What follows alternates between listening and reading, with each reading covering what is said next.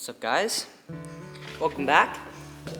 Today I'm showing you how to make an e-bike under $50. Now here's a disclaimer. Some of these parts were salvaged and bought on a discount. So for me it was $50, but for you guys it might be a little bit more in the 60s, 70s price range. It really depends on the motor. Okay guys, so let's get started. So as you can see here, we have my e-bike that I built. This bike is just, as you can see, it's just a regular mountain bike. You know, it's just a regular bike. So here's some materials that you're gonna need. First of all, you're gonna need some threaded rod. I got, I think 1/2 inch or 1/4 inch. I think I got 1/4 inch steel rod, threaded rod here.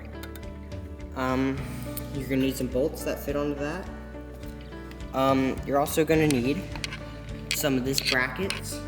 I believe this is an 1 inch by 1 inch bracket right there. Triangle brackets. You're gonna need a metal cutter, something to cut metal. Some scrap wires. These are for free. You're gonna need this part, which is 3D printed. And if you don't have a 3D printer, there's a solution. We'll get to that later. And you're gonna need some wiring. You're gonna need a battery adapter here for a D-wall battery. And you're gonna need a speed controller, just like this one. So the speed controller was about $13. This was about $5. I got the metal at machining shop, which was about $17, including this threaded rod, this tubing, this and these U-bolts that I forgot to mention. So now that you know what you need, let's get started. I'll explain it. So first thing I did is I got the e-bike, and I'll show you here what, let me adjust my camera. So this is how it works. This wheel here, it spins this way, and that turns the tire, you see. So what we're going to do, first off, what you're going to want to do is cut your threaded rod to about, I'd say 6, maybe 7 inches long. 6, 7. Anyway, you're going to need U-bolts. Now, this will differ depending on what type of bike you have. But these U-bolts were too big, so I just added a spacer. So make sure you measure and get the right size U-bolts. And basically what you're going to do is you're going to clamp that threaded rod out, sticking about that much. You see that?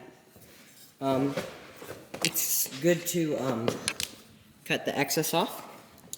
So next you're going to want to get your tubing here, your square tubing, or your brackets or whatnot. You're going to want to, so what I did is I just widened the hole and I bolted it straight to the bike axle. I ran it up here, I got a triangle, and put it down to the threaded rod, you see. Again, this will differ for how high your bike is. Next, we're going to start with this. So this is a hoverboard motor, okay? And I got this motor from my friend. It's an old broken hoverboard. And he had a cheap knockoff one. So it's very, very not powerful. But if you get a good hoverboard motor from an old broken hoverboard, they're not hard to find. And it's about, you can get a decent broken hoverboard motor for about $10 nowadays on Facebook Marketplace. Next thing you're going to want to look at is this bracket. Inside the hoverboard, there's going to be brackets that hold the tire. You can get those, use those, or you can 3D print this and bolt it down like I did. And you see how that setup is. So it's just like that. And you touch it against the wheel, and it works perfectly.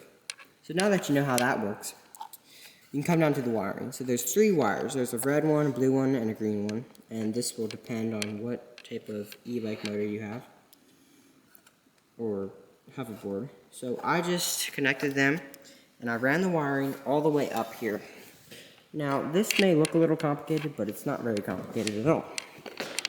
This here is an ESC, electronic speed controller. This is a brushless speed controller. Make sure it's brushless. So these 3 wires, you connect them to these 3 wires of your motor. It's very simple. And then these 2 wires, this red one and this black one here, red and black, you got to connect them to this. Most, when you buy this, they come with a connector already installed, so you just connect it. It's easy. You don't have to solder a thing. Now, I made this makeshift throttle, which I'm going to improve, but for now that will work. So that's how you do the wiring. This bike 100% works. It's very slow, but I have to get a better motor. But I'm hoping I can show you guys some more cool inventions. Say hello to my fox. Anyway, if you enjoyed this, please leave a like and a comment, and tell me what I should build next, because I'm open to suggestions. Well, that's it for today, guys. So, if you want a more detailed version breakdown of the bike setup, we can do that. First, I have to get more than 14 subscribers. So, if you guys start commenting you want a better breakdown, I could do that. Let me know. See you guys. That's all for today.